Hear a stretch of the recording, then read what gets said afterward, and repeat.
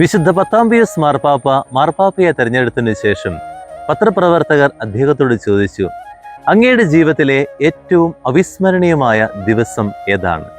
പത്രപ്രവർത്തകർ വിചാരിച്ചു മാർപ്പാപ്പയായ ദിവസമെന്ന്, അല്ലെങ്കിൽ കർദിനാളായ ദിവസം, അല്ലെങ്കിൽ ആദ്യമായി ബലിയർപ്പിച്ച ദിവസം. എന്നാൽ മാർപ്പാപ്പ അതൊന്നുമല്ല പറഞ്ഞത്. മാർപ്പാപ്പ പറഞ്ഞു, എൻ്റെ ജീവിതത്തിൽ ഞാൻ മറക്കാത്ത അവിസ്മരണീയമായ ദിനം ആദ്യമായി ഒരുങ്ങി വിശുദ്ധ കുർബാന സ്വീകരിച്ച ദിനമാണ്. യേശു എൻ്റെ ഹൃദയത്തിൽ കടന്നു വന്ന ദിനമാണ് ഞാൻ മറക്കാത്ത ദിനം. നമ്മുടെ ജീവിതത്തിൽ ദൈവത്തെ ഏറ്റവും പ്രധാനപ്പെട്ടതായി നാം കരുതുമ്പോൾ ആ ദൈവം മനുഷ്യരുടെയിൽ ഏറ്റവും പ്രധാനപ്പെട്ടതായി നമ്മളെ ഉയർത്തും. മദർ തെരേസ പറയുന്നു, ദൈവത്തോടൊത്ത് ജീവിക്കുക, അതാണ് മനുഷ്യ ജീവിതത്തിലെ ഏറ്റവും സുന്ദരമായ നിമിഷം. ദൈവം അനുഗ്രഹിക്കട്ടെ.